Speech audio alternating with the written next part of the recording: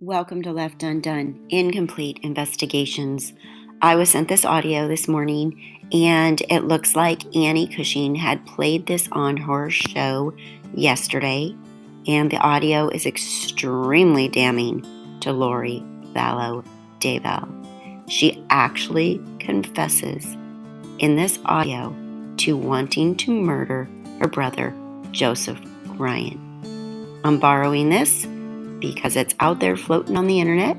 This is floating out there on the internet right now, and I think it's really important to this case. I will link Annie Cushing's video below because she is the one that supplied this. And go ahead and take a listen, then head over there and watch her show. Thanks for watching Left Undone. I'm Catherine.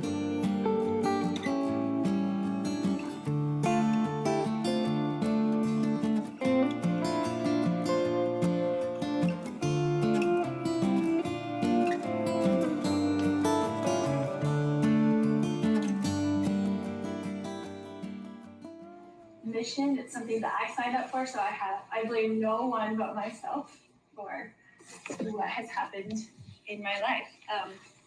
When people hear my story, they're like, can't believe that you did that, can't believe you lived through that, can't believe that you're still here. But I too, like Melanie, have had the love of Jesus Christ wash over me. There is nothing like that on this earth. It is life-changing and eternity-altering. I love my Savior with my whole heart. I have had some wonderful experiences. I have been ministered to by the angel Moroni. I have seen him. I have had lots of angelic ministry with people who wake me up 4 o'clock in the morning and tell me things to do. I no longer need to sleep very much because I'm woken up constantly by angels and giving me instructions on things that I can do to help further the Father's work. I don't know if you want me to tell the story or you don't want me to tell the story, but I feel like you do want to. Your story's pretty meaty. Yeah. Are you awake now? It's been a long journey.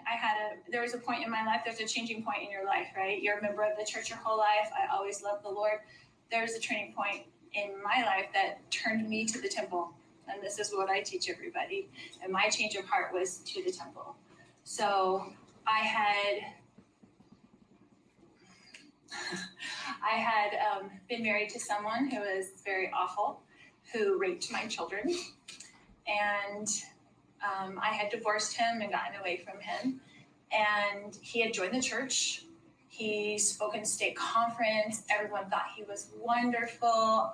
He was very good showman of all those things. And after we were divorced, he told everybody that I was this lying, crazy Mormon and got up in court and said all these horrible things about me and turned it around to where the judges believed him instead of me. And he was constantly trying to get custody of my 3-year-old daughter and just to rub it in my face. And I went through a lot of years of this kind of hard stuff. And I was going to murder him. I was going to kill him, like the scriptures say, like Nephi killed him, just to stop the pain and to stop him coming after me and to stop him coming after my children. And I just thought I couldn't take it anymore. And I would go through the scriptures and find all the things like, if he comes against you once, if he comes against you twice, if he comes against you 3 times, then you can kill him. It says it in the scriptures. And I was like, there it is. There's my answer. I don't want to do anything that's wrong. I did not have a murderous heart. I just wanted to stop the bleeding and stop the pain. And so someone wise was speaking to me and said, you need to go to the temple. So I went and met my bishop, and I was like, I'm either going to turn my life to the temple or I'm going to commit murder. So do you want to give me a temple recommend? And I was perfectly honest because at that point I had nothing to lose. You get to the bottom rung and I had nothing to lose. And he gave me my temple recommend. And I started going to the temple every week by myself, not with my current husband, just by myself to the temple, to the Mesa Temple, which I love. We moved here from Texas to get away from my ex-husband that was doing all this, but he moved here like 5 miles away from us just to continue to torture me. That was his whole entire job. And Satan had been torturing me since I was a little kid. So I've had that my whole life. I turned to the temple. I started going every single week. And I had little kids and we were in therapy all the time and the kids were in therapy and doing all this stuff. So I had five kids that I was dealing with. And the Lord just taught me. He just taught me week by week. He was just teaching me and he was just so patient and so kind. And I would just be in there just sobbing.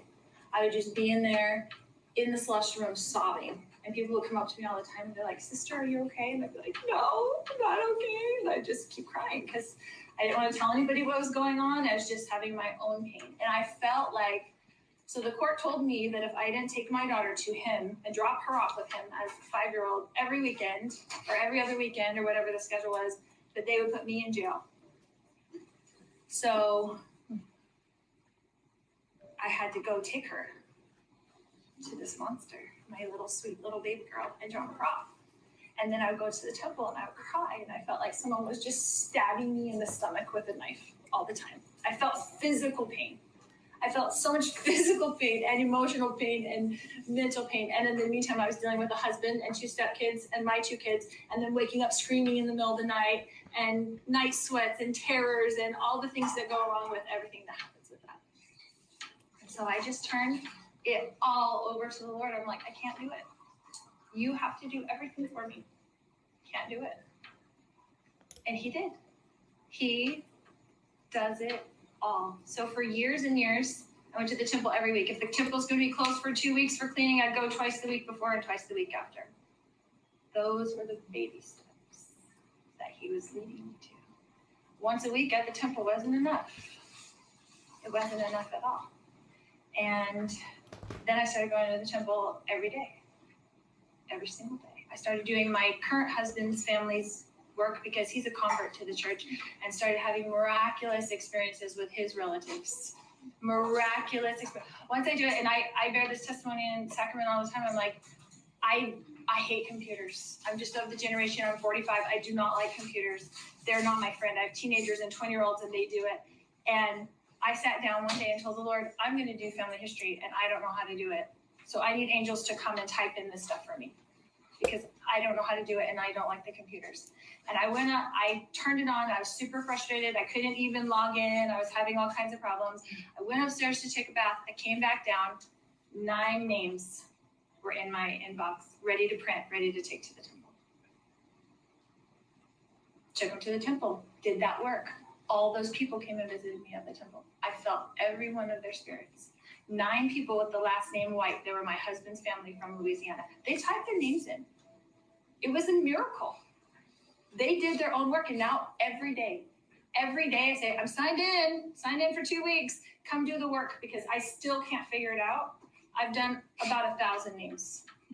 I still can't figure it out. They still type their names in all the time. Like, you want your work done and you know I'm going to the temple tomorrow? Come do it. And then I'll have a huge stack in my purse and I'll be walking down the hallway and saying, who wants to go today? And a name will come to me, Nancy Bowers. And I look, do I have a Nancy Bowers? Ooh, there you go. Wow. Nancy Bowers is ready to get her work done. And so through those blessings, through that treachery of going to the temple, and then after I've had this washing over of the Lord, who gave me all of his complete love, all of his peace, which is not of this world. I've spent so much time in dark courtrooms where the evil powers overpower those rooms. And I spent so much time in there that he washed all of that away from me. And then he sent me on a mission. So he told my husband and I to move to Kauai. So we're like, really want us to move to Hawaii? Like, I'm going to need a confirmation of this, Heavenly Father. Like, you're going to have to tell me this again. So I had 6 confirmations in the temple that we should move to Kauai. And the very last one was a lady who it was before I started doing my own names. And I went into the dressing room and she said, oh, would you do a name for me? And I said, oh, sure. I love to do names. You know, I did. I grabbed her name, looked at the name, put it in my pocket. And I told my father, I was like, I know you've given me like 5 confirmations, but I really need to know, this is a big deal. I have to leave my baby and her baby's like, I'll go do whatever you want me to do, but I really need to know this is what you want us to do. And so I'm in the Mesa Temple, and as soon as I'm going through the veil, look at this card, I open it up, look at her name, and it's stamped Hawaii, Hawaii, Hawaii. And the date was the day before. And I know this lady because I know Hawaii. I lived there for 3 years. So you'd have the overnight flight. So she was yesterday in the Laie Temple, and then she's flown overnight, and now she's in the Mesa Temple, handing me this card. Would you do a name for me? Hawaii, Hawaii, Hawaii. The Lord is in all the details of our lives. And so I go into the dressing room, and I was in the dressing room just getting dressed because I got to go pick up kids. And he shows me my whole life is full circle to come to the point. I had to marry this husband, to adopt this child, to get to this point, to be in Kauai at this time, because these people there needed me. So we were in Kauai for 3 years. I thought we were going there forever. I loved it there. We were in this tiny little branch. I served as a primary president. I loved those children. We had so much fun doing that. And then I was at the Laie Temple, which I would take people, reconvert them. They're like, you're the primary president, but we don't have anybody for you for counselors. So you have to either reactivate people or baptize people. So I reactivated 2 sisters, went with them to the Laie Temple, flew them over to, because you have to fly from Kauai to Oahu to go to the temple, got them their endowments, helped them through the whole temple process, because that is where the Lord is, for he walks those very halls. He is there. And I said, the Church of Jesus Christ of Latter-day Saints is the gateway to get you to the temple so that the Lord can teach you himself. He doesn't need anybody else to teach you. He teaches you. As you take out your time, which is the very first thing you consecrate when you raise your hand, you consecrate your time on this earth to go do that work. When you take out your time, and I'm telling you, all those people on the other side that have already lived on this earth, they know how busy we are. They know what it's like to be in mortality. And for whatever reason, they didn't take the time or they didn't have the ability to do that work for them. They are eternally grateful. I was in the sealing room one time, and I saw a sister, a spirit sister. It was one of my husband's aunts, come over, and she kissed me on the cheek before she disappeared through the wall. And I'll tell you, I've had people talk to me. I was in the sealing room with my husband, and they were going through names, and we were sealing these daughters, and all of a sudden I hear this voice super loud, really loud. Don't forget about me, don't forget about me, twice. And I look around, I looked at the sealer, I looked at my husband, I'm like, anybody hear that? No? Okay. And so I remembered the name that we were doing because we were doing like 10 daughters. I remembered the name. I went home. I looked it up on my family search. Sure enough, 2 daughters and a son that were on there that I had missed because I don't even search it. I just let the angels do it. And I printed out their names. And I took them to the temple, and my teenage daughter did the baptisms, and I'm going in to do their initiatories. And they're both standing in the room with me. In the first booth before you go in. And they said to me, we're bringing our brother like you're bringing your brother. And I thought, how do they know that my excommunicated brother, who I love, who is now awake and knows everything I know, how did they know that? Because they know everything that is going on in our lives. They know everything. They're very involved in our lives. They're very interested in what we're doing right now because this time, the time is now. The Lord is gathering his people.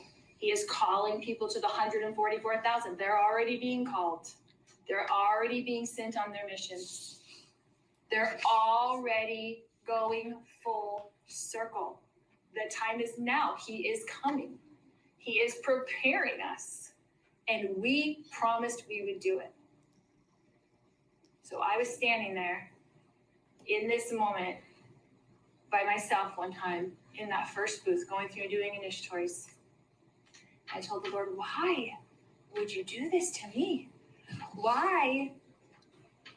You made me this super sweet person. I'm so sensitive. My whole life, everything hurt my feelings. I was totally sweet and innocent. And I was like, why would you ask me to fight this life and be this warrior? Why did you send me here? You know my personality. You know I hate to fight. I will avoid a fight at all costs. And he gave me a premortal memory of me. And I got to see myself as a warrior fighting for the Savior in the premortal world. And I went to other worlds and I fought. And I was one of his strongest warriors. And I saw it. And he showed me so that I could never deny it again. I was not sweet and I was not innocent. I am old. I have fought. I have fought in this war for millennia. And that's who I am. And I came down here to be a warrior and fight.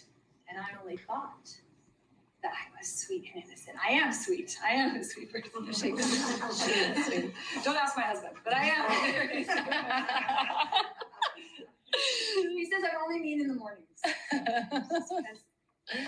I never sleep. We have a 6-year-old that has autism and he never sleeps. He bounces on our head all night long.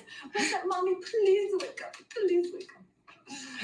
But I will just testify to you. I don't want to go into any more detail, but I will testify to you that the Savior is real. He loves each of you. Like Melanie said, if you're here and this is resonating to you, it's because you are a warrior. You were a warrior before this. You would not be here in this room. You would not be awake if you were not a warrior in the life before this. And you have a work to do, and it's a mighty work. And what I teach the women, I am an advocate for the women. I have had an experience with my Heavenly Mother. She was a warrior, and we are her line, and her priesthood power is here. And it is going to be back on the earth in fullness. In fullness, the priesthood power, the women and the men together, they are side by side. They are equal in power and glory. Equal. And they're going to come together. Jesus is going to come with his eternal companion and reign. And they are equal together. There's not one more powerful than the other. And women have been protected. The first time Jesus came, he restored the priesthood to the men. And when he comes again, it's restored to the women for his second coming. And we are equal in power in priesthoods. But we have different roles. We have different things that we do. For we, the women, we do not come here to become like Father, like you, like Thor. We're here to be like Mother. We have her attributes. We have her wisdom and knowledge and understanding. That's why we're good partners for our husbands, because we are like unto our Mother, who is all powerful. So I will just tell you that when I try to teach women and people, I've worried my whole life about my kids, my husband, my things that are going on. I'm at perfect peace with where everybody is. Everybody's here doing their mission. The Lord is in charge of each person. As I prayed for my son who is married now and his wife isn't a member of the church and they don't go to church anymore, they go to her church, and that's fine. He loves the Lord and I know his heart. And I'm in the temple praying for him. Please, Heavenly Father, how do I let that go? He says, you love him. Let me lead him. I got this. I know him. I know him like I know you. And do you know that I know you? Yes, he knows me. He knows everything about me, and he knows every thing about you. And everyone's in charge of their own thing. So what I preach to people, what I feel like my mission is you find out the warrior in you. You find out what you came here to this earth to do. You find out what you promised you would do. Because I know we promised that we'd meet each other. I know that we promised that we'd be in this circle. We'd help elevate this vibration. We're in a celestial vibration, but we need to bring it up. It needs to be a terrestrial vibration. The Savior cannot come to the unsanctified. He's going to come dwell with the sanctified. And that needs to be us. And if you have that desire, if you feel that burning inside you, that burning can become a fire on the outside of you. And when you walk down the road, the dark ones in the other realm are scared of you because you are great and terrible, because you are encased in heavenly fire. And the Lord is encased in heavenly fire.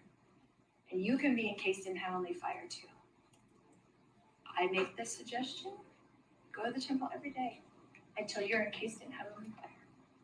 And I know it's hard because I have 5 kids and a crazy schedule. But I'm telling you, my testimony is you take out your time, the Lord, all-knowing and omnipotent, will stretch time for you because time is irrelevant to him. So I was like, how am I going to do that? How am I going to get the laundry done and clean the house and get the kids to their things and do all these things if I go to the temple every day? Because I get caught up in the temple. I could stay in that celestial room my whole life. And one time I was in there all week long for like several hours. And he's like, I need you to just go do some work. Like you can't just dwell in here all day feeling happy. We have work for you to do. So he's kind of kicked me out of the celestial room one time because I just could just bask in there all day because I feel so happy in there and so heavenly, like that's where I belong. But he stretches time for you. You will be amazed. You will feel more organized. You will feel like time doesn't really apply to you. The day, I get everything done in the day, and then I'm like, is it still not bedtime? Can we not go to sleep? He will stretch time for you. Because this is his work, and the more we do it, the more we know him. The more you sacrifice your time, which is the only thing you can give him on this earth. What else can you give to the Lord?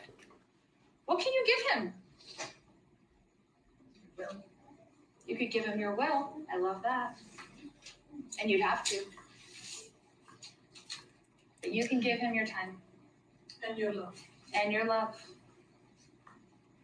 All your love. Because when he fills you with his love and you can exude his love, I always told him, I was like, I just want to walk down the road and have your love just exude off of me.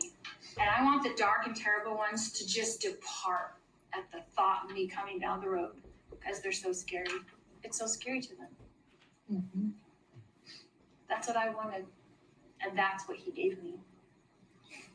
And he'll give it to anybody who wants it. He'll give it to anybody who's willing to take the time. And that's my testimony, that he lives. He's totally in charge of all of this. He has face-to-face meetings with President Nelson. President Nelson is his warrior who served many missions to get to this point and had to prove himself before this as a warrior to be his advocate at this time. They are having face-to-face meetings. He is getting his will put in to this gathering of everything that is going on. It is not coincidence. He has that connection because he will soon be here on this earth before the second coming, dwelling with us in Zion, and we will see him. Yes. Sorry. No, please. I was fascinated last week. I read the article that President Nelson. And Annie says that she will be posting this on the True Crime Underground board if you're part of that group. I am not, but I thought this was an amazing piece of material to share with my subscribers and members. So thank you again for watching Left Undone. We will talk about this today, Saturday, Halloween, October 31st on the live stream. See you in a few hours.